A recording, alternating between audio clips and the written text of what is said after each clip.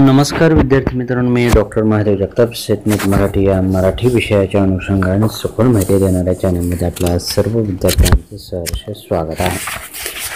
विद्यार्थी मित्रांनो, आपण मागील काही व्हिडिओच्या माध्यमातून शेट आणि नेट परीक्षेमध्ये तशा पेट परीक्षेमध्ये विचारले जाणाऱ्या ज्या साहित्य कृती असतात त्याच्यामध्ये साहित्य कृतीच्या अनुषंगाने विशेषतः कादंबरीच्या माध्यमातून विचारले जाणारे प्रश्न आणि त्या अनुषंगाने या ठिकाणी त्या कादंबरीचा आशय विषय आणि एकूणच पात्राच्या संदर्भातील माहिती आपण या ठिकाणी पाहत आहोत। आपल्याला ही माहिती आवडल्यास नक्कीच लाईक आणि कमेंट करून चॅनल सबस्क्राईब करायला विसरू नका। तसेच आपल्या मित्रांना हे चॅनल शेअर कराल त्या ठिकाणी विसरू नये। विद्यार्थी मित्रांनो, आज जे आपण कादंबरी पाहणार आहोत ती म्हणजेच बुडाई। विशेषतः प्रतिमा इंगोले ह्या तशा मुळात कथा लेखिका आहेत। ग्रामीण विशेषतः वराडी बोली भाषेतून कथा लेखन करणे हा त्यांचा खास पिंड आहे। कविता संशोधन आणि कथासंग्रह अशा बहुविध वाङ्मयीन पदरांनी त्यांचा खास पिंड त्यांच्या व्यक्तिमत्वाला एक आकार प्राप्त झाला आहे। कथाकार म्हणून वाचकांना पूर्वीपासून त्यांची चांगली ओळख आहे। अनेक वाङ्मयीन पुरस्कारही त्यांच्या खाती जमा आहेत। वाङ्मयीन संस्था आणि वाङ्मयीन संस्कृतीशी त्यांचा जवळचा संबंध गेल्या अनेक वर्षापासूनचा आहे। दर्यापूर या अमरावती जिल्ह्यातील निमशहरी खेड्यासारख्या गावात त्यांचं वास्तव्य आहे।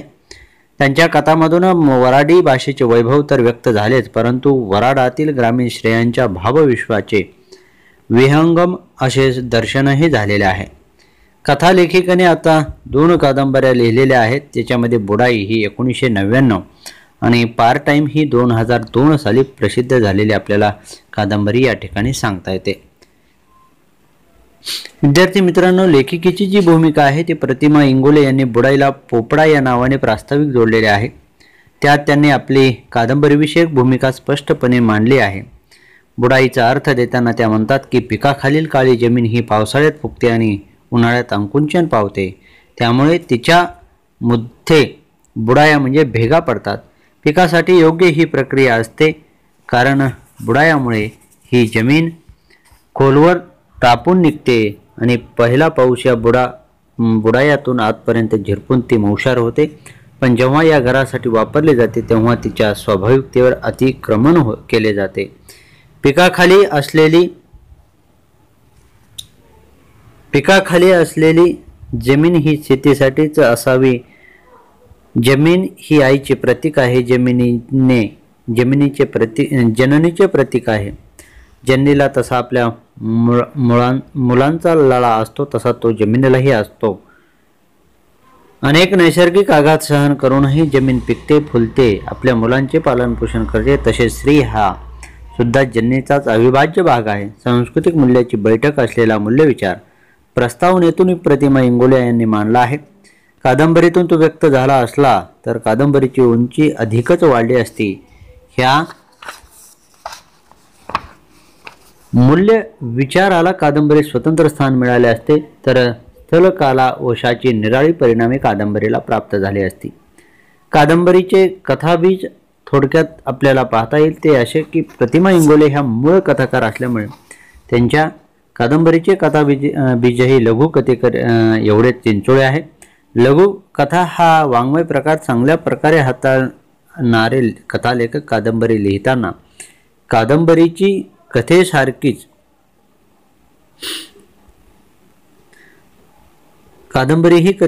लिहितात की काय याचा शोध घेतला पाहिजे। लघुकथेची दीर्घकथा करून कादंबरीची निर्मिती होत नाही। कादंबरीसाठी कथानकथा आणि आशयाचा जो विशाल विविध पदरी आवाका लागतो तो आवश्यकच असतो। खेड्यातून शहरात येणाऱ्या केवळ एकाच कुटुंबाचे विस्तारपूर्ण चित्रण बुडाईत आहे। एका कुटुंबाचेही विस्तृत चित्रण करून संबंध समाजाच्या संदर्भात विविध पात्रांशी आशयाचे रूप विस्तारता आले असते। गोकर्णा एका खेड्यातील मोलमजुरी करणारी स्त्री आहे। तिच्या मनात माणूसपण जपणाऱ्या स्त्रीचे भावगर्भ विश्व सामावलेले आहे। ती ज्या गावात आपल्या भावकीत गुण्यागोविंदांना नाचते त्या गावकी आणि भावकीचे अत्यंत त्रोटक चित्रण कादंबरीतून पुढे येते।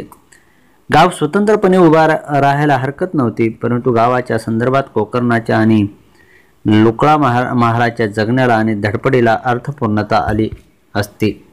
गाव सोडण्याचा निर्णयही लगेचच कादंबरीच्या सुरुवातीलाच गोकर्णाने घेतल्यामुळे गावाच्या भक्कम चित्रणाला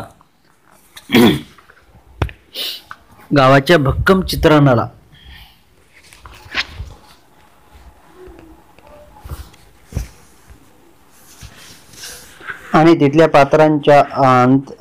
पात्रांच्या अंतरंगाचा वेध घेण्यालाही फारसा वाव या ठिकाणी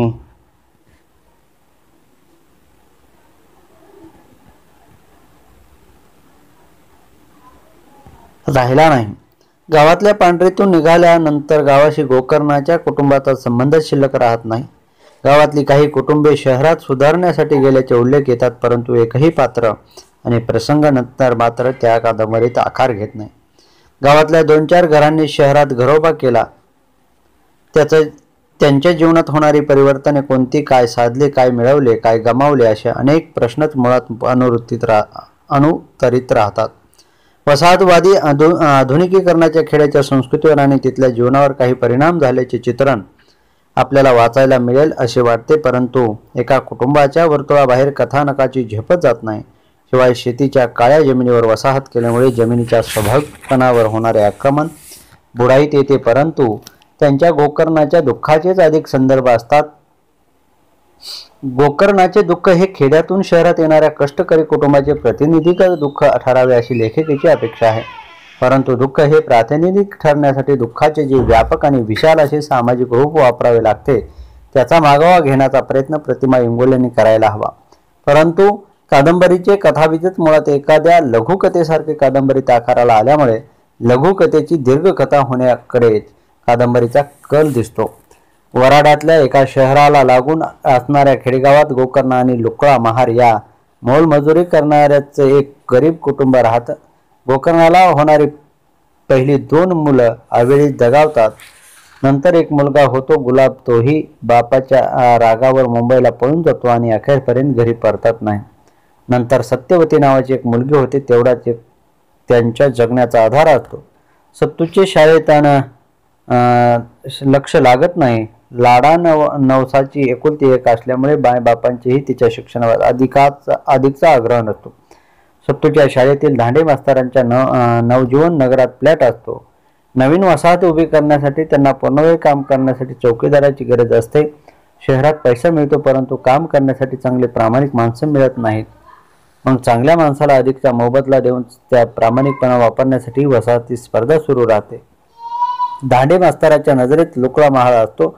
आपल्या वसाहतीतल्या लोकांना तो चांगल्या माणसाची व्यवस्था करण्याचे आश्वासन देतो आणि गोकर्णाला गाठतो, तिची मनधरणी करतो. सत्तूच्या भवितव्याचे आणि संसारात 4 पैसे जास्त मिळाले तर पुढे कामी पडतात असे आम्ही दाखवून गोकर्णाची मानसिकदृष्ट्या तयारी करतो. प्रारंभी गोकर्णाला आपले गाव आणि आपली पांढरी सोडावीशी वाटत नाही. बुड्याचीही मानसिक तयारी नसते, परंतु बुड्याचे महत्त्व कमी झाल्यामुळे आणि रोजगार मिळण्याची मारामार असल्यामुळे बुड्याला आणि गोकर्णाला धांडे मास्तराचे आमिष वाकुल्या दाखवू लागते आणि त्यांची गाव सोडण्याची मानसिकता निर्माण होते.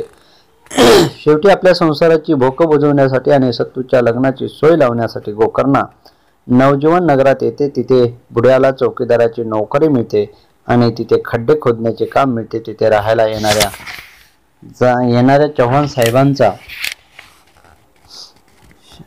साला अशोक सत्यवतीची छिडकाणी करतो आणि भविष्यातील विपरीत टाळण्यासाठी नाईलाजाने गोकर्णा कुबडा मिस्त्रीशी सत्तूचे लग्न लावतो.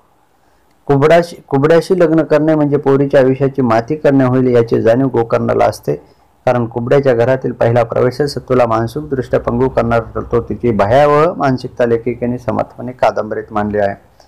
कुबड्याच्या जीव घेणा त्रास त्याची सहन केलेला असतो, त्याला पूर्णपणे नाकारून मुक्त होण्याच्या निर्णयाला येतात. चव्हाण साहेबांच्या साळ्याने अशोकच्या सत्तूची छिडकणी केलेली असते आणि या प्रसंगाने गोकर्ण आणि बुड्याचे आपल्या मुलीबाबतचे भावविश्वास हादरते. आपल्या एकुलत्या एक मुलीच्या आयुष्याबद्दल त्यांनी पाहिलेली स्वप्ने मातीपण होतात आणि एका आयुष्य पोखरणाऱ्या निर्णयाला त्यांना संमती द्यावी लागते. आपल्या मुलीचे लग्नानंतरचे भावविश्व पूर्णपणे उद्ध्वस्त झाल्याचे पाहून गोकर्णाला आणि बुड्याला आपले आयुष्य निरर्थक झाल्याची पराकोटीची जाणीव होते. कशी सत्तू लग्नाच्या धक्क्यातून सावरता कुबडा तिला आतोनात छळत राहतो आणि डोळ्यासमोर आपल्या घरात होणारा आपल्या कोवळ्या मुलीचा छळ पाहून गोकर्णा आणि बुड्याला रोजच्याच मरण यातना सहन कराव्या लागतात. गोकर्णा, बुडा, सत्तू या तिघांचेही आयुष्य कमालीचे हाल, अपेष्ट आणि मानसिक आघात दुःखाने पोकारले जाते. रोजच्या या दुःखावर कोणताच पर्याय त्यांच्यासमोर उरत नाही अशा अनुषंगाने एकांगी फुलत जाणारी ही कहाणी आहे. प्रस्तावनेत लेखिकेने ही कहाणी आहे असेच म्हटलेले आहे. कहाणी ही हा एक कादंबरीचा भाग असतो. कादंबरीतील कहाणी ही अनेक पदरे असावी लागते आणि समाजाची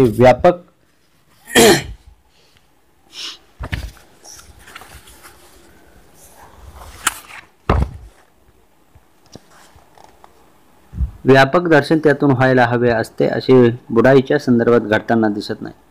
जबरदस्त वाचनीयता आणि भाषेचे वैभव बुडाईला लाभलेले आहे. बुडाईची सर्वात मोठी जमेची बाजू म्हणजे वाचनीयता होय. कादंबरीला कितीही नाकारले तरी वाचनीयता असणे हे मुख्य लक्षण मानावेच लागते. प्रतिमा इंगोले ह्या कसलेल्या कथालेखिका म्हणून सर्वपरिचित आहेत.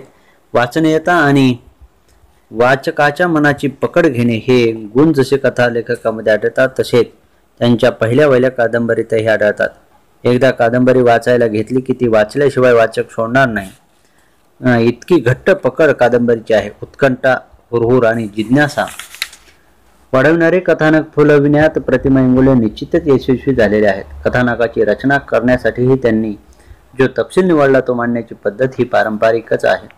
तटस्थपणे त्रयस्थ पद्धतीने निवेदन करून निवेदनाला पूरक असलेली भाषा, शिवाय भाषेचे सौंदर्य वाढवण्यासाठी त्यांनी पानोपानी योजलेले वाक्यप्रचार आणि म्हणीमुळे भाषेचे वैभव वाढलेले आहे.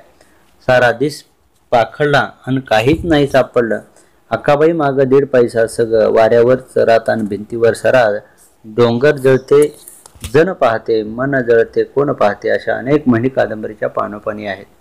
वऱ्हाडी कादंबरीत भाषेतील अनेक भाषिक रूपांनाही भाषिक संरचना महत्त्वाचे स्थान दिल्यामुळे वऱ्हाडी भाषेचे एक आगळे रूप कादंबरीत उमटले आहेत. जसे डिग्गर, वालुमवाल, अपाझोपा, हुंबळला, चाणकी, झाकलप, मायलखा, गळणी, खन्नक, मालूक, काऊलबाऊल होणे, अळमदेण, झिन्नारणे, हुरमरमयने, उचल चोखंडा, ओत चोपडा, झाल झेंग्या अशा खास वऱ्हाडी भाषिक रूपांची प्रतिमा इंगोले यांनी वऱ्हाडी बोली भाषेचा महाराष्ट्राला परिचय करून दिला आहे. विद्यार्थी मित्रांनो, ग्रामीण कादंबरीला अलीकडे शब्दांच्या अर्थात शस्त्र लावण्याची पद्धत रूढ होत आहे. ही पद्धत रूढ करण्याचे श्रेय देशमुख कंपनीला द्यावे लागेल. बुडाई कादंबरीला तर 17 पानाचा एक स्वतंत्र शब्दकोशच जोडलेला आहे. ह्या शब्दकोशातील अनेक शब्द असे आहेत की ते उभ्या महाराष्ट्राला पूर्ण परिचित आहेत. जसे जेठाणी, इतवार, बस्तरवार, नवाई, पराठी, मूल, तितंबा, खुशामता करणे आदी. तर काही शब्द पुनरावृत्त झाल्याचे दिसते, जसे की वय निवासी, गिलावा, घुगरी, वसान आदी. तर काही शब्द हे अर्थाच्या बाबतीत संशयास्पद आहेत, जसे कपडे, पोलक्याचे कापड. वय निवासी, वनवासी, अलिबात, अजिबात, वय भरण, वैभव, सनक, वस्तू, पोरगी, गिलावा, थंडावा, हिन कसणे, पैचकीत होणे, गली, रस्ता आदी. शिवाय बुडाई हा शब्द चुकीचा वाटतो.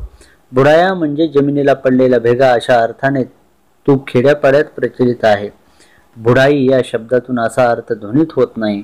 खरे काय ते लेखिकालाच माहीत अशा पद्धतीचं मत या ठिकाणी आपल्याला डॉक्टर केशव सानप हे व्यक्त करताना आपल्याला दिसून येतात. विद्यार्थी मित्रांनो, अशाच काही कादंबरीच्या माध्यमातून अजूनही आपण कादंबरीचा अभ्यास या ठिकाणी पाहणार आहोत. परंतु आपल्याला ही माहिती आवडत असल्यास नक्कीच लाईक आणि कमेंट करून चॅनल सबस्क्राईब करायला विसरू नका. तसेच आपल्या मित्रांनाही चॅनल शेअर करायला त्या ठिकाणी विसरू नये.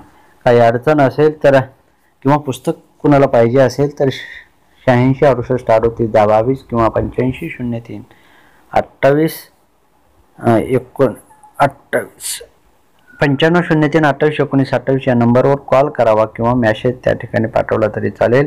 विद्यार्थी मित्रांनो, मी जास्तीचा या ठिकाणी वेळ न घेता थांबतो. धन्यवाद.